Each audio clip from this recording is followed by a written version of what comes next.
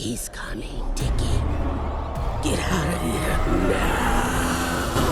now. Welcome to Derry. Episodes 1 to 3 recap. Welcome to Derry plunges viewers into the shadow-soaked origins of Stephen King's most infamous town, revealing how generational trauma, buried secrets, and the ancient entity beneath the streets intertwine. Across its first 3 episodes, the series builds a chilling tapestry of interconnected stories, from vanished children and haunted soldiers to cursed families and long-simmering guilt, all while slowly tightening Pennywise's grip on Derry. What begins as isolated incidents of horror soon spirals into a multi-layered descent into madness, fear, and the history that Derry refuses to let die. This the full recap of the first 3 episodes of it. Welcome to Derry. Let's dive in.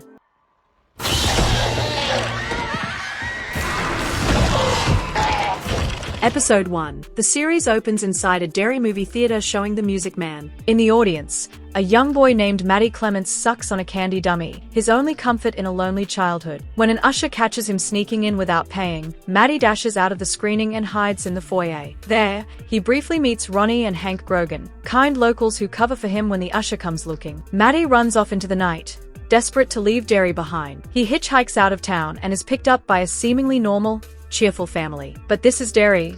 Nothing stays normal for long. The longer Matty rides with them, the more sinister their smiles become. Despite driving away from town, the family somehow loops back to Derry's main road, chanting OUT in unison as the mother gives birth to a grotesque, winged baby. The mutant creature flies around the car in chaos before turning its gaze on Matty. His candy dummy falls from his mouth, spiraling down into the sewers. He won't let me! The town of Derry and a return from war. 4 months later, Derry has gone quiet again, pretending the horrors never happened. The narrative shifts to Major Leroy Hanlon and Paulie, 2 soldiers returning from the Korean War. They arrive at a nearby airbase, dubbed the tip of the spear in America's Cold War defense, where Leroy's bravery and service record precede him. During a security breach that night, masked intruders try to steal blueprints from the base. Leroy and Paulie fight them off, cementing Leroy's role as a man of action. Meanwhile, the town's darker underbelly begins to surface. Matty's mysterious disappearance still haunts the children of Derry, especially Teddy Uris. Yes, a relative of the future Losers Club member, Stan Uris. Teddy and his eccentric best friend Phil can't stop wondering what happened to Matty. They are soon joined by Lily, a shy, troubled girl ostracized as Loony Lily.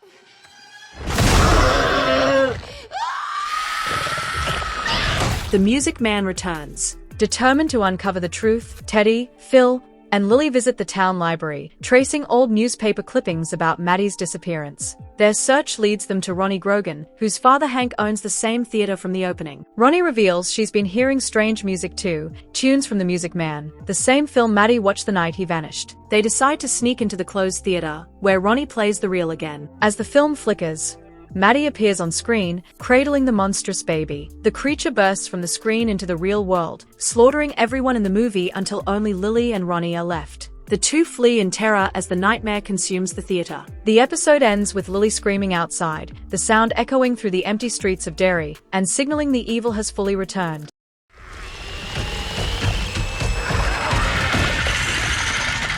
Episode 2. Episode 2 begins the morning after the theater massacre. Lily wakes from a nightmare reliving the events, only to realize it wasn't just a dream. Dozens are dead, and Ronnie's father Hank Grogan is the prime suspect. Despite an alibi, the town turns on him, and police pressure mounts. His mother insists Ronnie return to school, trying to preserve a sense of normalcy. Meanwhile, Major Hanlon settles into life in Derry with his wife Charlotte and son Will. Their new home is idyllic but cold. The neighbors' forced politeness barely hides their suspicion. Will's curiosity centers on his new telescope, but his father's attention is still on the attack at the base. He suspects Masters, a soldier who previously disrespected him. But when Masters is arrested, Leroy realizes he's not the culprit. Something stranger is happening.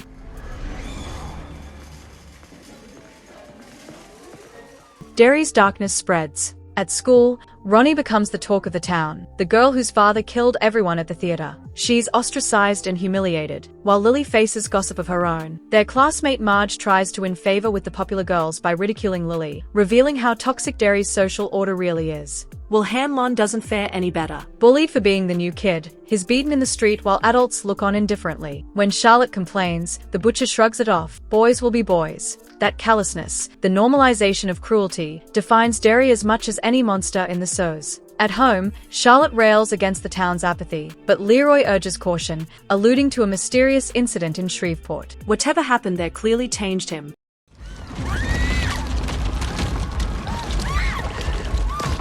Ronnie's nightmare. Ronnie suffers one of the series' most disturbing visions yet. She dreams of being trapped inside her mother's womb, drowning and clawing her way out. Her mother appears, accusing her of breaking her just as she'll break her father. The umbilical cord morphs into a fleshy tether, dragging Ronnie toward a mouth of razor-sharp teeth in her mother's belly. Hank wakes her from the vision, but the trauma lingers. Birth and motherhood are emerging as major symbols throughout Welcome to Derry, twisted metaphors for creation, guilt, and the rebirth of evil itself.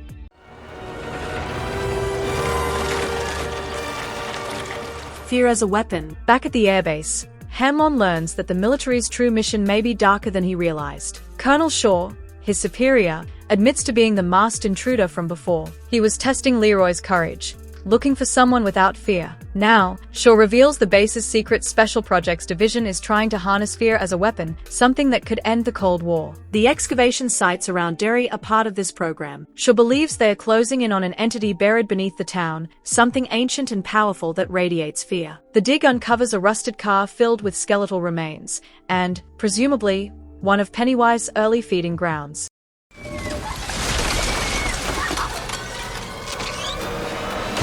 Lily's breakdown. Lily's unraveling continues. In a local store, she hears whispers calling her name. The shelves morph into grotesque displays, cereal boxes bearing the faces of dead children, their eyes hollow and mouths twisted. The walls close in, and jars of pickles line every shelf. Inside one, her father's face floats, decaying. In a panic, she smashes the jar, only to snap back to reality with store clerks staring at her and a single broken jar at her feet. It's the final straw. Lily is sent back to Juniper Hills, the institution she feared returning to.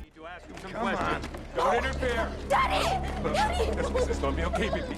The fall of Hank Grogan. Meanwhile, the police intensify their investigation. Chief Bowers, a name that should ring familiar to King fans, coerces Lily into changing her testimony. Under pressure, she admits she isn't sure if Hank was present during the massacre. That lie seals his fate. Hank is arrested as the town's scapegoat while Ronnie watches helplessly. Her confrontation with Lily afterward is raw and emotional. Ronnie's fury at being betrayed is understandable, but Lily's fear of being institutionalized again is heartbreaking. Derry thrives on that fear, twisting its victims into turning on one another.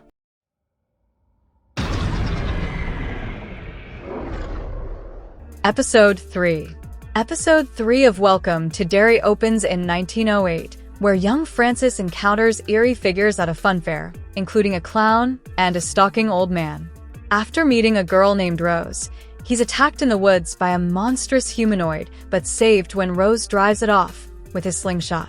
In the present, Lily is about to be discharged from Juniper Hills while Ronnie is bullied at school. The girls decide they need photographic proof of the entity haunting Derry and recruit Rich and Will, who know how to develop film and perform occult rituals. Meanwhile, Hank faces mounting pressure from the police, who believe he may be a child killer. At the airbase, General Francis Shaw, revealed to be the grown-up Francis from 1908, uses Dick as a psychic compass to locate Pennywise. Dick's visions grow more disturbing, causing tension with both Shaw and Leroy. Local native leaders, including Rose, push back against the military's excavation of sacred land. Shaw and Rose's reunion hints at a complicated past. During an occult ritual in a graveyard, Ronnie, Lily, Rich, and Will are attacked by ghouls, but manage to photograph the supernatural activity. Will enters a crypt, capturing an image that reveals the outline of a killer clown.